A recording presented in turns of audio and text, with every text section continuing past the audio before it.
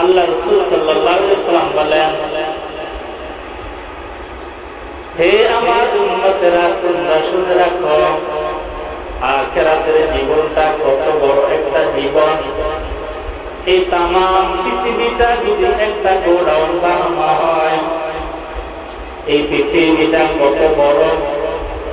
এই দুনিয়ার জমিন থেকে আসমান পর্যন্ত 500 বছরের রাস্তা, এবং পূর্ব থেকে পশ্চিম, উত্তর থেকে দক্ষিণ, আজ পর্যন্ত কোন বৈজ্ঞানিক কোন বিজ্ঞান দিয়ে অনুমান করতে পারে নাই পৃথিবীর শেষ স্থান কোথায় আছে।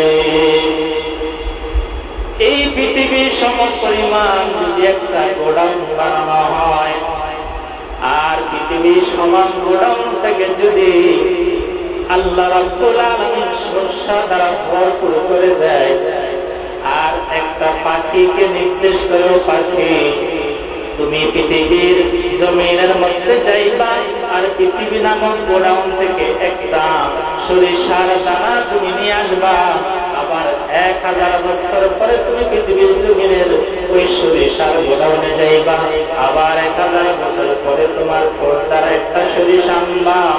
আল্লাহ নবী মুহাম্মদ রাসূলুল্লাহ সাল্লাল্লাহু আলাইহি ওয়াসাল্লাম দৃষ্টান্ত দিয়া বলেন, ও দুনিয়াবাসী ও আমার উম্মতেরা, ও মুসলমান ভাইরা, আল্লাহ নবী বলেন, এইভাবে 1000 বছর 1000 বছর একটা একটা করিয়া সরিষা নিতে নিতে একদিন দুনিয়াময় সমস্ত গোডাউনের সরিষা শেষ হয়ে যাবে, তবুও আপনার আমার আখিরাতের জিন্দেগি শেষ হবে না।